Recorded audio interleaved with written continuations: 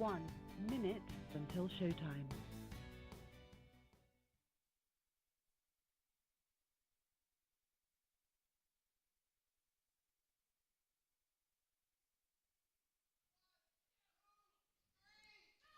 Hey!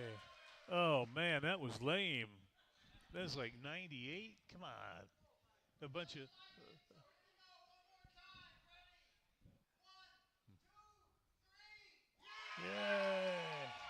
Yeah. That's about as good as it's going to get. That was about a 99. The old ladies down there where Owen lives, they could have done better than that.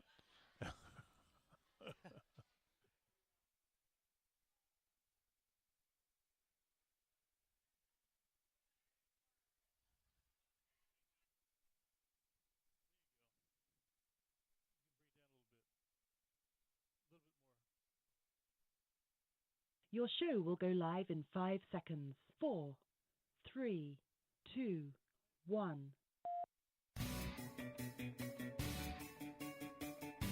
Now, from the world's most famous beach, from where beach racing began, it's the Legends of Racing radio show, live from racing's North Turn Beach Bar and Grill in Ponce Inlet, Florida.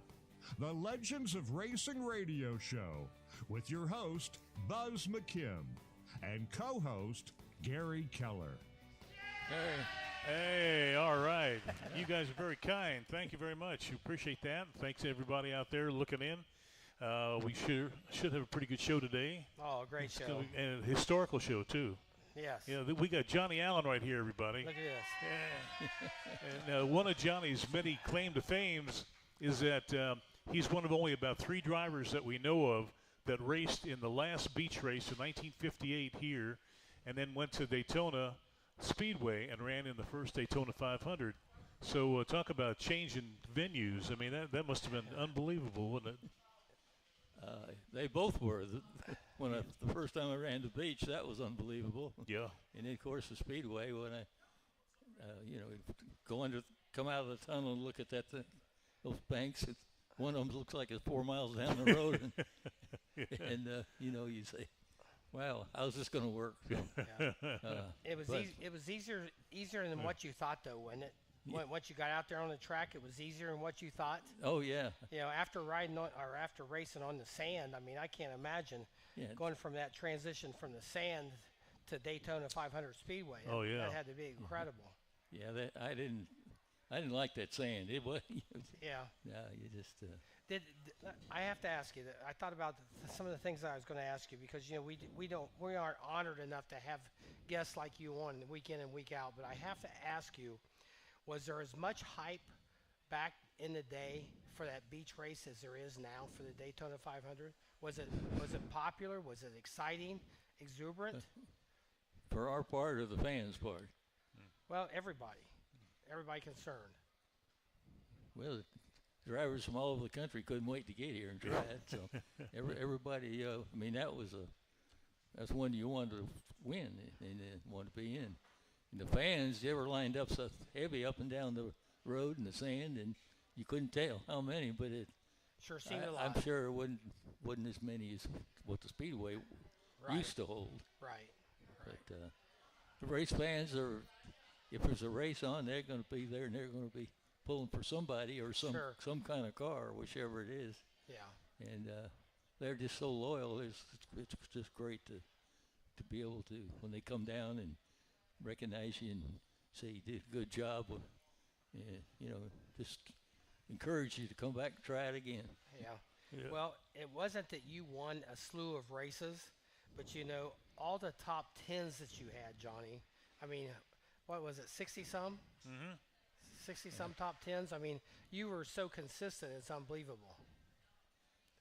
Well, I had to race on a shoestring, and first thing you had to do was finish. Mm-hmm. So, you had to try to be as competitive as you can and yet not tear the car up. And back then, they were stock cars. They wouldn't stand the punishment they do today. Right. And you had to know your limits, and you run it as hard as you can and hope that it'll finish. Yeah. And if you can do that, that's going to eliminate a lot of these guys who Yeah. run fast and didn't finish. So back in the day, let's just say in the late 50s, before they went to the Speedway, what would the payout be for a Daytona 500 champion back then? You mean the winner of the race Yes, itself? the winner of the race. Yeah, Paul Goldsmith won $4,100. Is that right? Yeah, for winning that last beach race. And I'm sure you got probably a percentage of that, didn't you? No. No? No, it was a long time before I got any percentages. Is that right? I was just glad to be able to have a car to run Yeah. and let the car owner put it back in the car, and Yeah. I would load trucks or do whatever I had to do to make my living. So tell us about your journey in racing. When did you become interested in it? When did you say that, hey, this is what I want to do? Of course, I know you had to work full time too, but tell us a little bit about the history. Well, I decided that's what I wanted to do after I made my first lap. Oh, no kidding.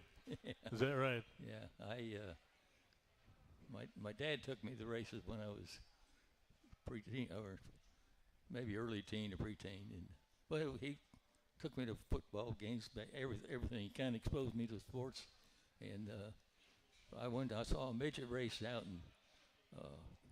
We lived in Los Angeles.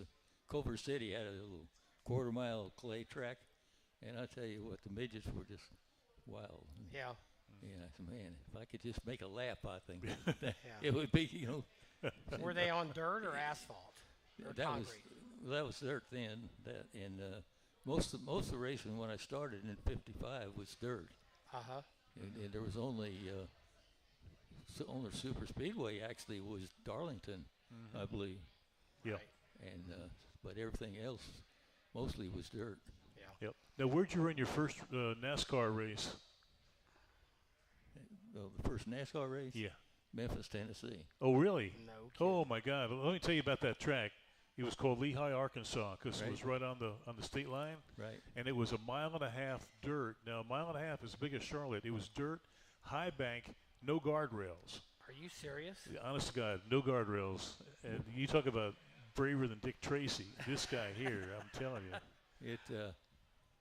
That claimed a lot of lives over its short life. Yeah, sure it did. was the track was always full of ruts, and it was dusty, and Yeah.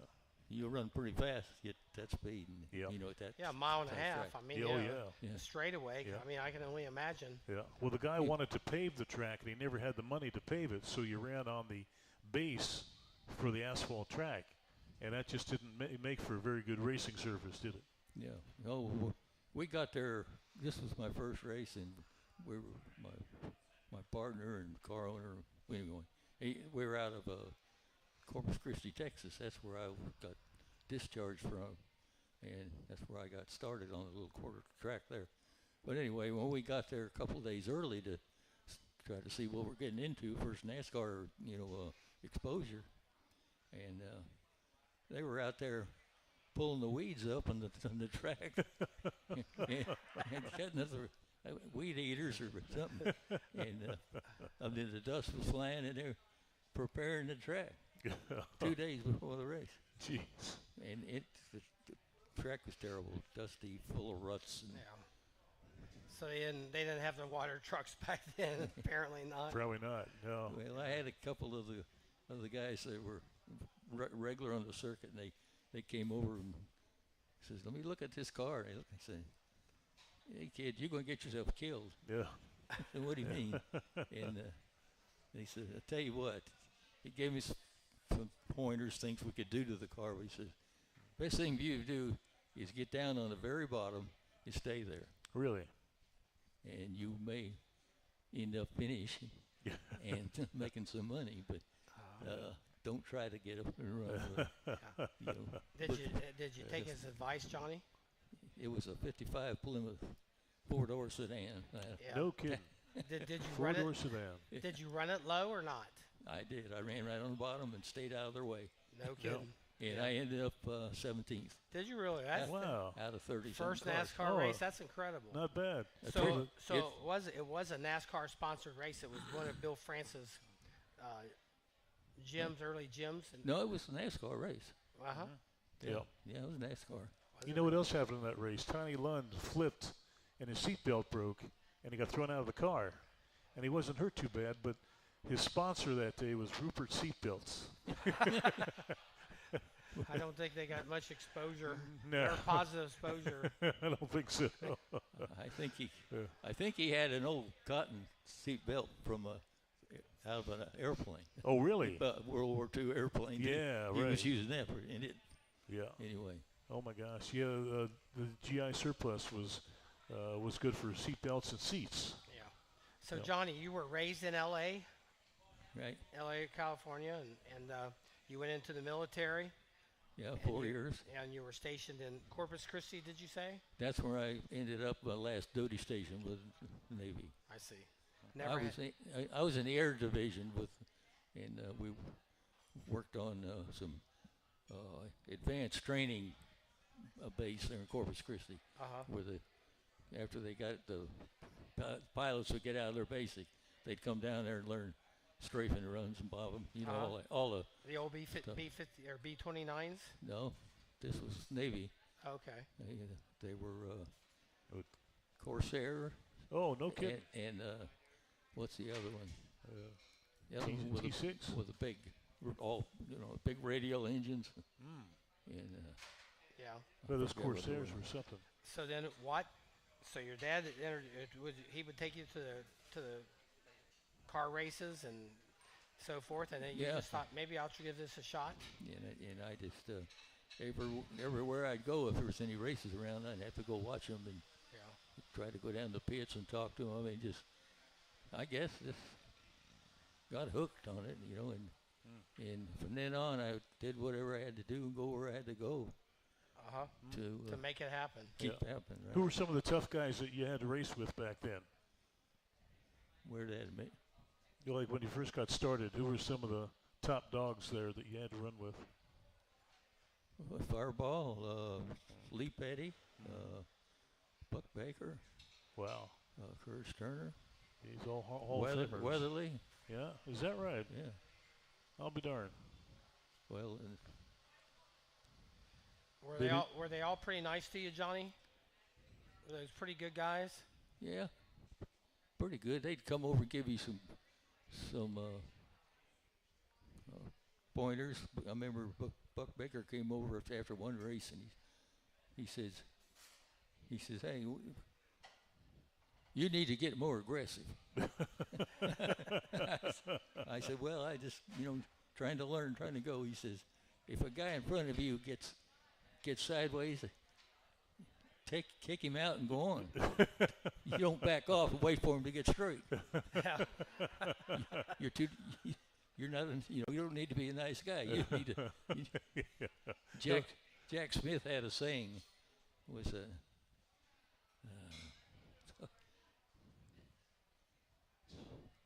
something, or die young anyway. But that was, so racing's always kind of been. Yeah. They're complaining about it now. Well, it's always been that way. Yeah. It was dangerous back in the day. Did you ever get hurt real bad, Johnny, or not? Not as bad as I should have. with the wrecks I had. I shouldn't even be here. He had some spectacular accidents. Amazing. Really? Yeah. Broke in Atlanta when I went out of the racetrack. The engine come out of the car, and I had broke a bone on the top of my left foot. Finally figured out what it was when the engine went out. The clutch pedal come down, and that's where your left foot would be up under the clutch. Is that right? And then I broke my couple of things in my nose, stoved up my hand where the steering wheel come up, and that was in Atlanta, right? That was Atlanta in 1963. Yeah. Wow. Yeah, the engine came out of the car, ended up out in the parking lot. Well, you ended up out in the parking lot too, didn't you? Didn't you go over the wall? Out in the field. Yeah. Darlington was a parking lot. Oh, that's right. Yeah. Okay. That was another interesting situation there. It took down part of the press box. But that was a very interesting day. What happened was the sun was setting, and it started getting really hot down on that end of the press box, and all the press people moved over to the other side in the shade. And John came along, blew a tire, went over the guardrail, took out part of the press box, and nobody was sitting there. Thank goodness. Uh-huh. So that worked out really good for you, didn't it? I did. Yeah. Yeah. Turned out better for them, probably. Yeah, probably did. But that was a scary moment because I didn't. Once I left the racetrack, the car started flipping. You don't know where you're at, and you finally get stopped, and Yeah. I crawl out from under it. That was a convertible, by the way. Yeah. Yeah, that's right. So I crawled out from under it, and I saw that stand all collapsed, and I just, boy, my heart just went up my. You thought you killed somebody. Yeah, I expected to see bodies or people, nursing people or something, and there was none of that going on. Yeah. And finally realized I went under it, took the props out from under the stand, and the sand just collapsed. But the main thing, like you said, the people were on the other end. Yeah. Yeah. What was the toughest thing about racing on the beach? There must have been a lot of interesting situations there. Like how did you keep the windshield clean, and did you have to run out in the water to keep the tires cool and that sort of thing? Well, the main thing was to get to the hard packed sand. Yeah. So the closer you could get to the water, of course, if you didn't want to get in it because that would slow you down. Yeah. But and that's the way I understand that's how they determine what time the race starts every year. That it's when the tide is still going out, and it's the last part, and then it starts back in. Yeah. So that gives you the most time for hard running. Cause Yeah. You don't want to get up in the soft sand. Well, it's interesting too. The beach was one of the main roads back to town, so they had to get the race over with and get everybody off the beach, all the spectators. Yeah. So one year they were a little late getting the race started, and they had to cut the race short by about 10 laps because the tide came in a little quicker than they thought. Yeah, when it started, when the water started chasing you up into that loose sand, Yeah. Hey, we're going to take a quick break. We'll be right back with Johnny Allen, everybody.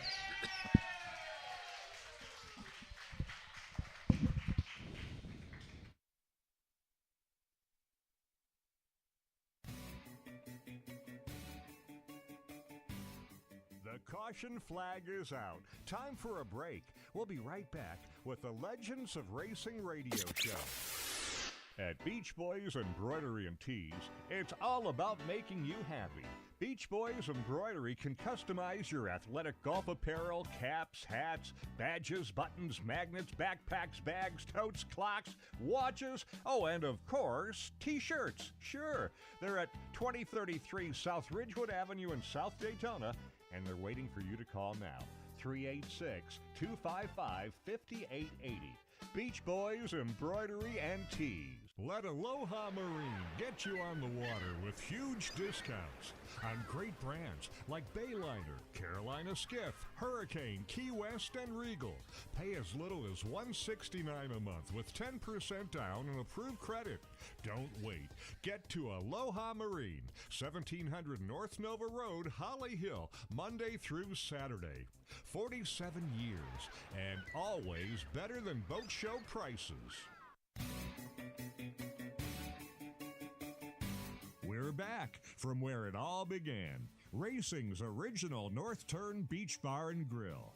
The Legends of Racing radio show continues with your host, Buzz McKim, and co-host, Gary Keller. Hey. All righty. Thank you, everybody. We do appreciate that. And if you want to see what we're doing here live, just go on to our Legends of Racing radio show YouTube page, and you can check us out. Or we load it up an hour later on the Facebook page. So this segment's being brought to you locally by Staples and International Speedway Boulevard. Anything for the office, they can take care of it for you.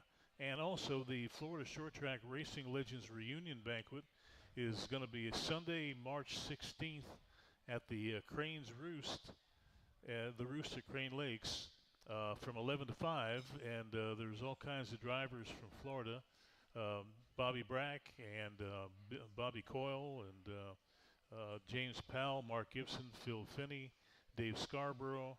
I mean, great drivers from all over the state are going to be there. So check with Zetta Baker on that right there. She can give you more information. So anyway, the fact that you actually raced on the beach show, that's kind of a badge of honor, isn't it? Yeah, it is. Yeah, it is. People ask about that all the time. You know, did you ever run on the beach? Yeah. And because it's just a unique thing that, racetracks are all similar, but that was something totally different. Yeah. And they want to know what it was like. Yeah. That first lap around, that must have gotten your attention, didn't it? Yeah. Because going down A1A, it was about like this, wasn't it? Back in that day?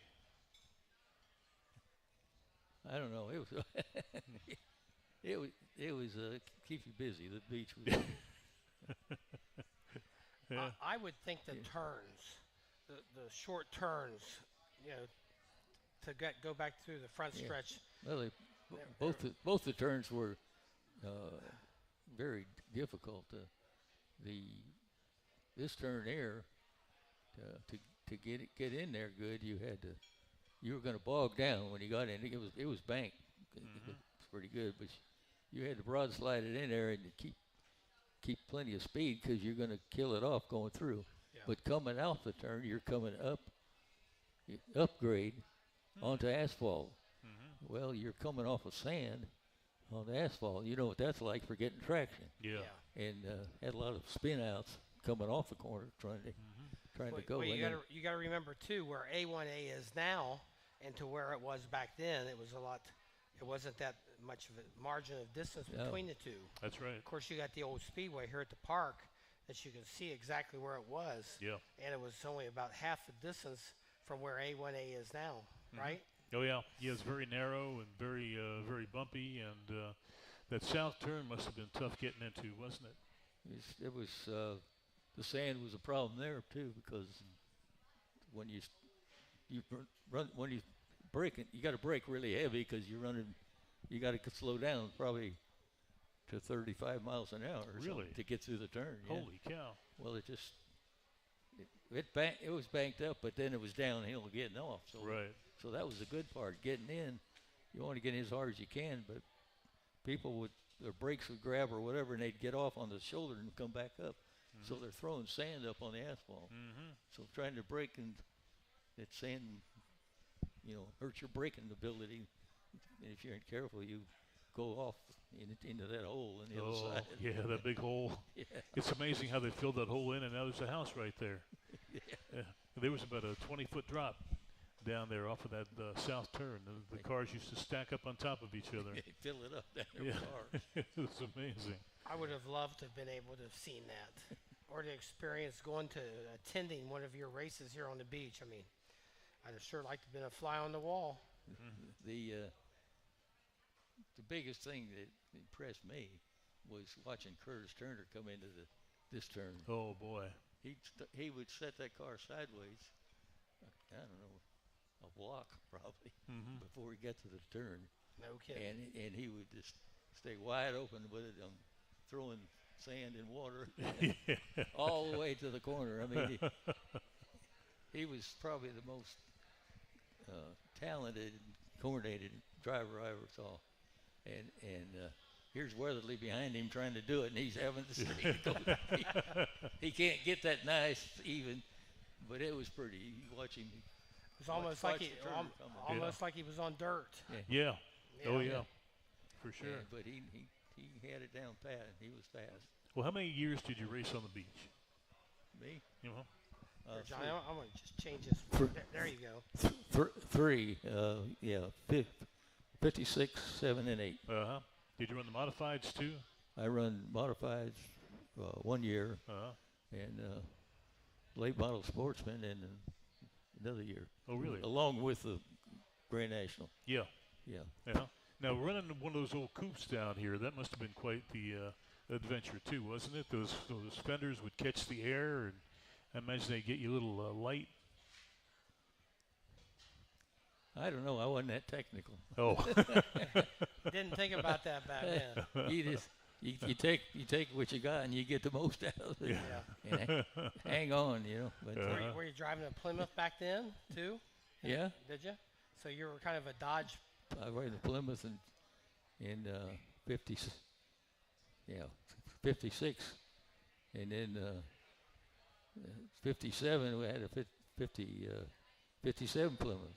Mm-hmm. And, what I drive? 58 I ran another Plymouth. All 3 years. Yeah. So I have to ask you, fast forward just a little bit. 1961, I believe, at Bristol, you won that race. Right. Well. Yeah. You won it, but you didn't win it, correct? Well, I went back. They invited me back a few years later when they built a kind of a little museum and an office they invited Jack Smith had already died, and they got his wife and kids to come up and bring the trophies that we got. Jack started the race, and then he had to get out. It was like July, and the track was not banked like it is now, and it was a lot harder to drive. He got too hot in there. The exhaust was getting against his leg, and he needed a relief. And I'd started a Chevrolet, but burnt the rear end up, so I was in the pits available. And I'd worked with Jack some, and he knew me. And I told the crew, says, who's available? And I said, well, he's out of the race. Says, go get him. So I got in the car. It's a 500 lap race, and he'd run it a little over halfway. It was 280 something laps and they pulled him in, and I got in the car and finished it. When I got in the car, I was leading the race, and Richard Petty was like a half a straightaway behind me, and he never did pass me. And I ended up winning the race. Fireball Roberts was second. So no kidding. When we get back to when they invite us back to do this deal for them, to help promote the museum. Yes, bring the trophies. Yeah. Where was I at there? Yeah. Okay. Yeah. Recently. Yeah, Bristol. Yeah. At the museum. Yeah, they give you a plaque that says that I'm the first driver to see the checker flag at Bristol Speedway. There you go. There you go. Didn't say I was a winner, Yeah. because officially Jack Smith's the winner. Uh-huh. And because he started the car, Yes. but you ran over half the race, and you brought it home. no, he ran over half, so I didn't run quite half. Uh-huh. And but he was good. I followed him to the payoff. Oh, did you really? Just in case he wanted to be generous, and he did. He treated me good. So you look at Bristol Speedway now on television, and you kind of get an idea of what it's like. Give us an idea of what it was like back then. Naturally, it was a half mile, right? Mm-hmm. Less bank, about half the banking of what it is now. Maybe 15-degree banking. I'd say that's probably right. It was, in both turns were different. It was hard to set the car up for both turns, and it was just, you had to drive. I mean, I don't know. I never ran it on the high bank, so I don't know. I can't compare the two, but it was a hard 500 laps. It was difficult. Yeah. Took a lot longer because the track was slower. Right. Did you ever go back there after that race? Did you ever race there again? I raced there the next year with Holly Farms. Wow. Pontiac, and So that's when Holly Farms first started their their sponsorship, wasn't it? yeah, they started. Early 60s? They started with Junior Johnson, because Junior was from there. In fact, he was good friends with the Levitt family. So, and after he won out here in 61, It was 60. isn't that what it was? In He 60. won in Ray Fox's Chevrolet. That's right. And then when he went back home, he decided he wanted to run for a championship. Uh-huh. And so he got a 61 Pontiac, and they had this other car for the run the short tracks with. Anyway, he wanted to run for that, and he talked Tolly Farms into sponsoring. So that was in '61, and he ran with them to '61. Then the start of '62, he and the chief mechanic were not getting along, and anyway, he told them either he goes or I go. Yeah. So. Oh, darn. Crawford Clemens. Oh, yeah, Crawford Clemens, sure. He was a good mechanic. He was just lazy. Yeah. Hey, we're going to take a quick break. We'll be right back with Johnny Allen, everybody. The caution flag is out. Time for a break. We'll be right back with the Legends of Racing radio show.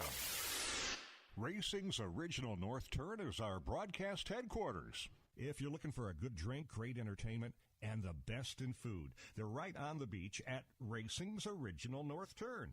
Come on down to dinner tonight. Here are a couple of testimonials. These are actual testimonials from people who have enjoyed the North Turn.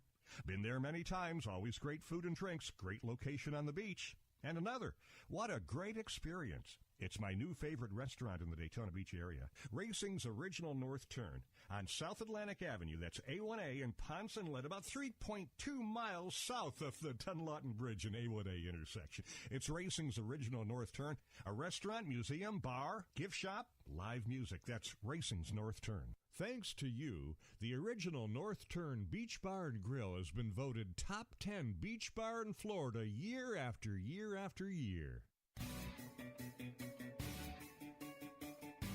We're back from where it all began. Racing's original North Turn Beach Bar and Grill. The Legends of Racing radio show continues with your host, Buzz McKim, and co-host, Gary Keller. Hey, all righty. Thank you, everybody. This segment's being brought to you locally by the Daytona Flea and Farmers Market, voted one of the top 5 markets in the country by USA Weekend. Visit our Shop Now network and our Shop Now at Daytona Flea and Farmers Market Facebook page for the latest in vendor tours. And it's Tony time. Hey. Tony. First, I ran across something interesting this week about beach racing. Okay. I've seen pictures of the cars all taped up, masking tape all over the front of them Right. and around the windshield. Mm-hmm. And apparently that was to protect the cars from the sand because the cars weren't always theirs or it was the family car Yeah. and they didn't want to take it home all sandblasted. That's right. That's Sounds- exactly right. They did that. When you see Marshall Teague, when he won in '51 here, that car was actually owned by the Jacksonville dealership. And they used about 150 rolls of masking tape on the front of that car. Yep. That's exactly right. I did have a question for Johnny. You talked about relief driving at Bristol. And it astounds me at the time you were driving, somebody would get in relief for somebody else and be competing at the top 10 in somebody else's car. Nowadays, seems drivers have a hard time getting a handle of their own car, much less jumping into somebody else's. What was relief driving like, and how common was it, Buzz? Well, Yeah, it was pretty common, because it was always pretty hot, and a lot of guys would need relief, but it wasn't an uncommon thing, really. well, the cars weren't as comfortable back then. I mean, these guys now, they got everything. Yeah. We used to have to tie a strap on our helmet to keep from our neck giving out during the race. Yeah. And you didn't have any gloves when you could wear them, but nobody did.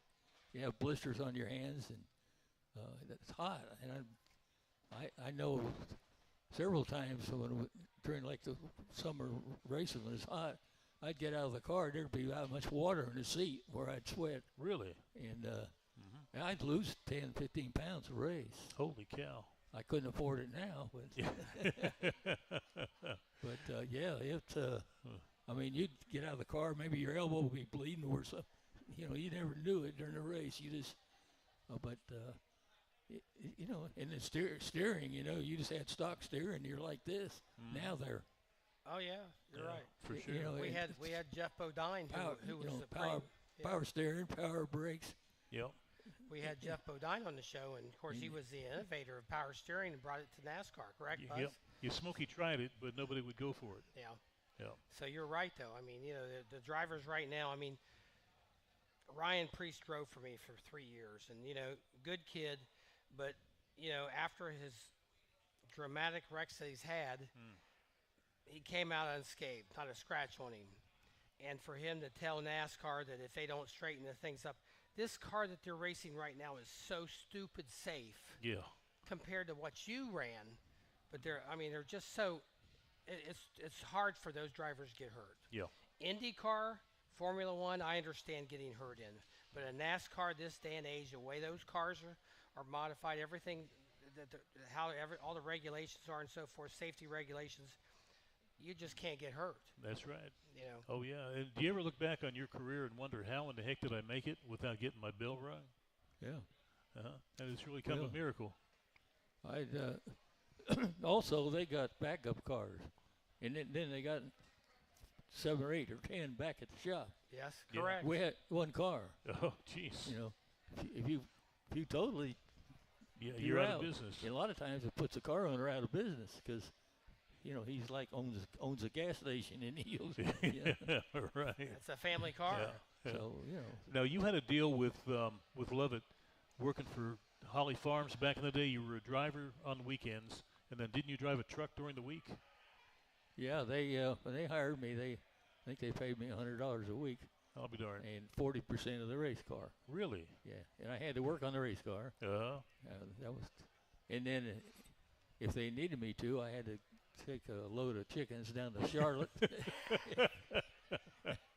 or take the feed truck and go down to Moxville at night and get a load of feed to bring back.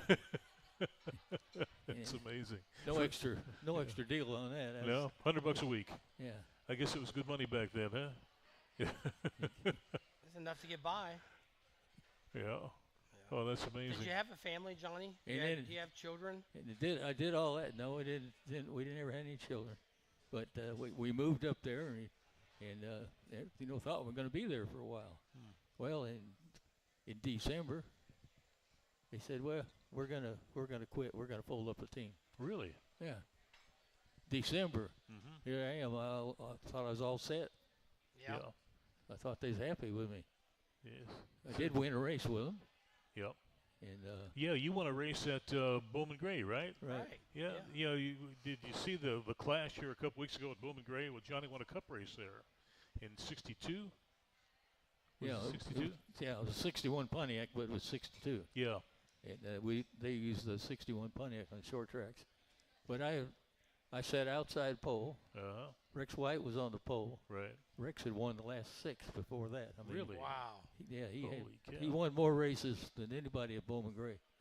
And he was on pole and I was outside pole. And we ran that whole race, nose to tail, side by side. I passed him time, he passed me. And anyway, going through traffic to Bowman Gray, you had to have some courteous drivers. Yes. Because two abreast was crowded. Yeah. And those cars back then are twice as big as they are now. You were driving a Bonneville, right? Yeah. Yeah. And I think if you check the records, I think Lee Petty ran second. Oh, third. Yeah. Third. 6 laps down. Oh, really? And it was you and Rex at the front, right? 6 laps down. My gosh. Well, now you had a little problem toward the end of that race, right? As you got the checkered flag. Yeah. Rex gave me an option. I could either back off and let him win, or I could win it and go in the guardrail. And I said, well, I've wrecked faster than this. I ain't backing off. And I beat him by less than a foot. And he somehow or another managed to get up inside me. I thought he couldn't do that because I was passing another car. Yeah. And I swear he had to have two wheels in the grass. I don't know how he got traction. All of a sudden, there he was. Yeah. And there's at Bowman Gray. If you don't back off way before the finish line, you're not going to make the corner. Mm-hmm. And don't take you long to make up your mind. That's it. Yeah. Yeah. Did you tear the car up pretty bad? So I had to walk back to the start finish line Oh, to did get you the really? trophy. The car was stuck in the guardrail down there. Hey, now where else can you go and talk to somebody who raced with Fireball and Buck Baker and Curtis Turner and Joe Weatherly Lee Petty. and Lee Petty and the guy who ran the first Daytona 500? I mean, this is a heck of a deal, and you guys are pretty lucky to be here, and we thank you for being here. But we'll be right back with Johnny Allen. What an honor. What an honor. The caution flag is out. Time for a break. We'll be right back with the Legends of Racing radio show. Daytona Flea and Farmers Market is still the one for great savings and the best variety. Whether you need flowers and trees for your home or you're looking for great prices on Daytona Beach souvenirs, the market is the place to go. The market features 1,000 booths, 2 air-conditioned malls, a restaurant, and 9 snack shacks. Hops Grill features gourmet burgers and garden blend salads. Treat yourself to a great variety of brat and hot dog creations at the Doghouse, or enjoy a refreshing drink at the Seltzer Oasis. The market is open every Friday, Saturday, and Sunday and is 90% undercover, so you can shop rain or shine. There's never a charge for parking or admission. Enjoy our monthly classic car cruise-in on the first Saturday of every month and garage sale weekend, the third weekend of every month. See all we have to offer at DaytonaFleaMarket.com or like us on Facebook. Discover Daytona's most unique shopping experience, the Daytona Flea and Farmers Market, just a mile west of the Speedway. We're back from where it all began, racing's original North Turn Beach Bar and Grill. The Legends of Racing radio show continues with your host, Buzz McKim, and co-host, Gary Keller. All righty. Thank you, everybody. We're back again with Johnny Allen, and this segment is being brought to you by the Homewood Suites by Hilton over on Bill France Boulevard, right around the corner from the Speedway. I know it's going to be full of bikers this week, but after that, you ought to check it out. It's every room's a suite, and they have a complimentary breakfast bar, and they got a complimentary happy hour. And nice place. So we got Mr. Bill here. Hey. Hey, Bill. All right, Bill. What you got? Hey, Johnny, thank you for being here. I wanted to ask you 2 things. I wanted to ask you about a race I heard that you ran from Alaska to Timbuktu or Kalamazoo or someplace, starting up in Alaska and ending in South America. But I wanted to ask you about racing a Corvette at Sebring. Oh, boy. With our own Olin Hopes. Yeah. Yes. And Red Vote. And Red Vote. Could you tell us Red about Vote. that? Yes, that was quite an experience. We ran really good. We had I think we ended up second in class and 7th overall or something. But during the race, I got a little too close to one of the tires on the corners, and the exhaust pipes stuck out a little bit. And it clipped that and broke the manifold. I had to come in. They changed the manifold. Do you remember that? Had to change the manifold, went back out, and we still finished the race. And I can't imagine taking a split-windowed coupe. Imagine that car today, what it would be. Oh, boy. I know. Yeah. Be worth a fortune. I picked it up from the car owner in Atlanta and drove it down here, and they caught me and just crossed the border into Florida. I don't know what that first town was, but it was like 4 o'clock in the morning. Yeah. Because I've been driving all night, and I was running 100 and something. Oh, jeez. Highway patrol. Johnny, you really are what the name of the show is. You really are a legend. Yes. I've known you on and off for a long time, and boy, it's great to see you. Yeah. Great to see you. And I Good hope you beer. come back next year and do the same thing. And that be we're awesome. all here to Hope see I you. am. Yeah, Okay, thank you, John. that'd be super. Thank you, Bill. Appreciate that. Thank you. That's great, Bill. Yeah, he talked about that. What that was a Mercury endurance run that you went from. Alaska. Yeah, from Alaska to South America, or was it from South America to Alaska? South America to Alaska. Is that right? From the bottom of the world to the top. Is that right? We started okay, but it went bad right away. They weren't too good at checking the weather. Anyway, down there, we started in November. Down there is spring, Oh, really? and all the roads down there, the highway, the Pan American Highway is dirt. Mm-hmm. And when you started up over the Andes Mountains, it starts thawing. Oh, As long as it was frozen, it was good. But we Yeah. got into the thaws on the other side and the mud, and there was 3 cars, and we had to hook straps onto. I mean, it was a mess. We were like 12 hours late from schedule when we got to our first schedule, really? 12 hours late. and we had to make that up during the run. So Holy cow! we just had to step up all our speeds. It was set up to average 25 miles an hour, Is that right? and we run a lot of times 50, 60, 70, whatever, Mm-hmm. as far as we go. I can't imagine what those roads were like, though. That must have been terrible. Well, we didn't get as far as Alaska as we wanted to. We had to stop at Anchorage, I think it was. Mm-hmm. Anyway, because the first snow had already fallen. Oh, yeah. See, so that the whole timing on their part of it was bad as far as the weather goes Yeah. for road conditions. I guess you could But make that up- was exciting, though. That was fun. I'll bet. How long did it take you? 40 days. 40 days. Is that right? Oh, my gosh. Well, we only drove half of them. Yeah. Yeah. We Barge. had 2 crews, Uh-huh. and we'd meet at designated town. They'd get in the cars, and then we would get out and go to the hotel and spend the night, and then fly ahead to the next place. Oh, no kidding. So that's the way we did it, all the way up. Uh-huh. Don Bailey was kind of heading up the whole thing for as far as cars go, and he was over the first crew, and I was over the second crew.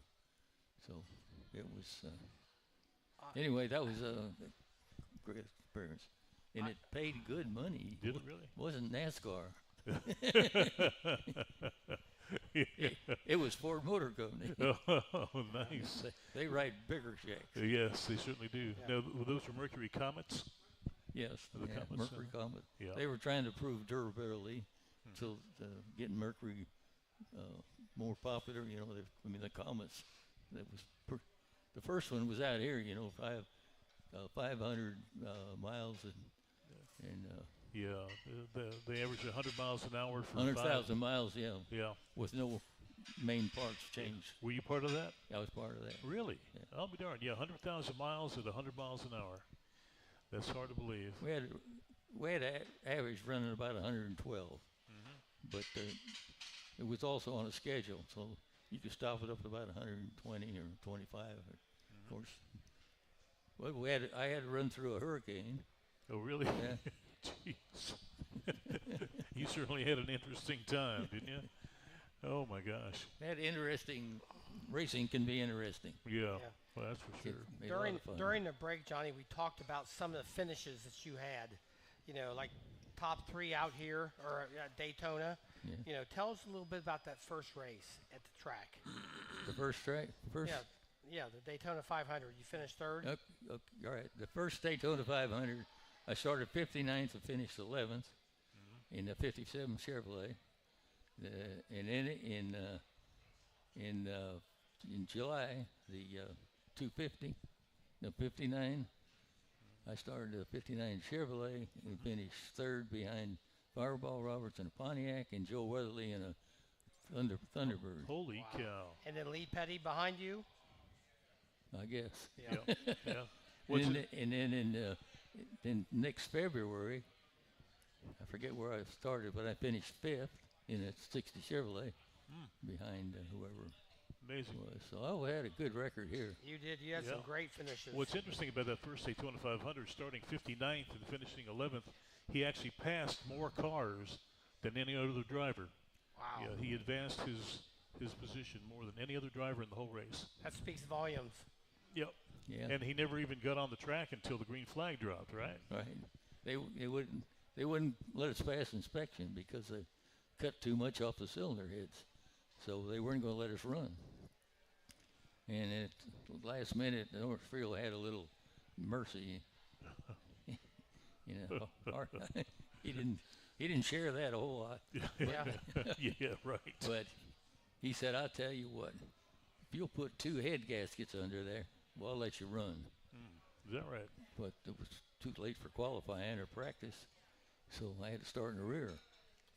That's And, amazing. Yep. Can you imagine 59 cars starting? Really, really. And the first time he ever saw the track was when they dropped the green flag. Yeah. Amazing. We'll be right back with Johnny Allen, the man of adventure. The caution flag is out. Time for a break. We'll be right back with the Legends of Racing radio show. Welcome to Homewood Suites by Hilton in Daytona Beach. You're right in the middle of all the action. Daytona International Speedway, the airport, One Daytona, Florida's newest entertainment and retail destination, and of course, the world's most famous beach. You'll love our newly remodeled 1 and 2 bedroom suites, along with our popular King Studios. You won't need your full kitchen, as Homewood Suites Daytona serves up complimentary breakfast and evening social. It's like home away from home. Go to HomewoodDaytona.com for Homewood Suites by Hilton in Daytona Beach. We're back from where it all began. Racing's original North Turn Beach Bar and Grill. The Legends of Racing radio show continues with your host, Buzz McKim, and co-host, Gary Keller. Thank you, everybody. Appreciate that. And to hear with Johnny Allen, and not only does he have an amazing driving career, but everything has an interesting story to it, and an interesting twist or an interesting situation. And that trip that you did with the Mercury, was that a lot of fun? I'm sorry, I didn't catch all. I readjusted this. Oh, okay. The trip. Okay. Yeah, Yeah. perfect. Yeah, that trip you made with the Mercury, that endurance run, was that a lot of fun? Yeah. Oh yeah. It was Really? good. Yeah. It I say it paid good too, but we had to go. That's some scary places. The other crew, Don's crew, was like about 4 hours past due in Columbia, and that there was a coup going on, and they stopped them on the roads, and Jeez. were holding them with, guns. And Holy they weren't going to turn them loose. So you have a coup, you have a hurricane, Yeah. you have mudslides. What the hell, Johnny? Why We had be a lot of normal? fun. Oh, that's amazing. Jeez. Yeah, no, when you got to the Panama Canal, what, do they have a bridge across the canal there? Is it what? The Panama Canal, when you got there, do they have a bridge that you could cross the canal? Oh, well, yeah, we had to load the cars on a barge Uh-huh. and tie them down and went across the canal over to little island. Was it Fuji or something? Not Fuji, but Yeah, uh-huh. it's One of those islands. I'll be darned. anyway, it's right. It's as far south as you can go. With a road, and we backed the cars up on a dock going out to so the back ends was actually hanging out over the Wow. water. Really? And that was the starting point, and then we started out, and almost immediately you start up into the base of the Andes Mountains. Yeah. Wow. And, Holy cow. and then we had to load them, take them across the canal, and then so we still had. Do you look back at all your adventures, all your races, and you go, "What the heck, man? I really had one hell of a career." Don't you feel like that, Johnny? Yeah, you're right. It's amazing when I look back. Yeah. It's And it was just you and your wife as a family, just the two of you. It's just the two of us. Yeah. Yeah. She was She was a trooper, huh? super gal. She just wanted me to be happy. Yeah. Boy, that's nice. And she said a long time ago, she said, "You're not interested in anything unless it's got 4 wheels on it."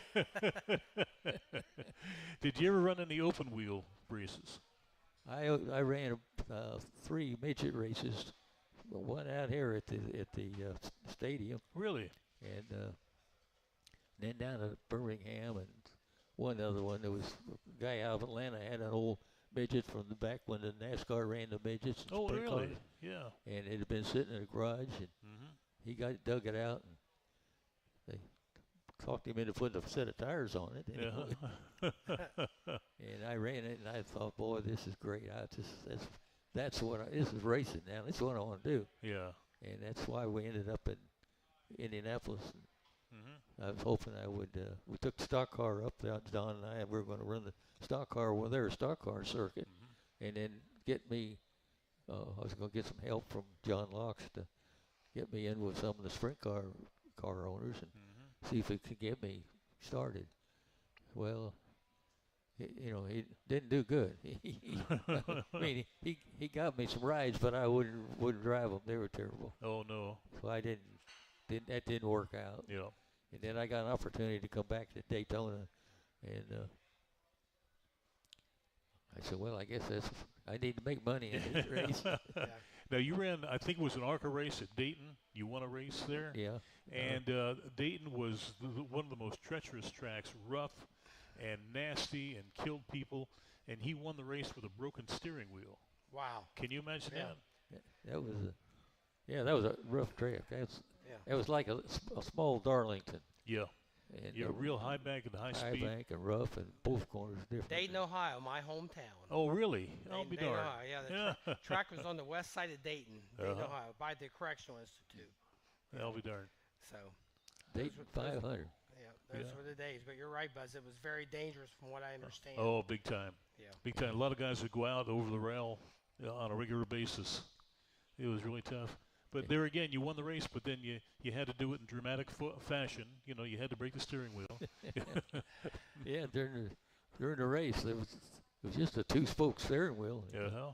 And during the race, I guess I leaned on it a little hard, and all of a sudden, oh, this ain't good. So I got one hand over here. I'm holding on. Don't Oh man! Trying to be easy, and still, lead the race. That's incredible. And it rained out, so it was almost over anyway. But so that helped. Yeah, I guess. I have to tell you, Buzz. I don't know about you, but to have you here, to me, this is one of our better shows. To hear the legendary Johnny Allen. I mean, you are an icon. You don't even realize it. Yeah, absolutely. I've never a superhero though. Yes, you are, man. But that wasn't my.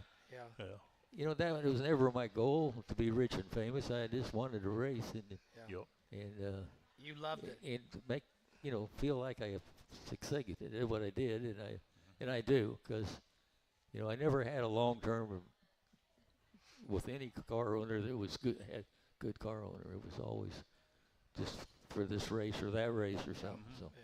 Well, you definitely made the best of it, and you are the last of the great Mohicans, my friend. Boy, that's the truth. And the fact that he's here is really, it's really just neat. amazing. What do you really think, neat. ladies and gentlemen? It's hard. Yeah, we'd like to get you back next year. You are the man. You are the man. Yeah, Johnny. I appreciate it. Yeah. It's hard to find guys that I race with anymore. Yeah. They've all gone. Yeah. We got Rex White, Brownie King. Rex White. Yeah. Rex White's 93, 94 years old. Super nice guy, Rex White. What a racer. He'd lend us an engine. Yeah. Yeah. In Atlanta, the last race in 1960. Oh, really? I'll be darned. Our engine, we'd had a problem with the engine before the race ever started. And we didn't have another engine. Yeah. It looked like we were going to run. And so Rex says, I'll tell you what, I got an engine up here in Spartanburg. It just ran 400 miles to Charlotte. And he says, I don't know it's going to run another 500. He said, but you're welcome to it. Yeah. And it worked. A hell of a deal.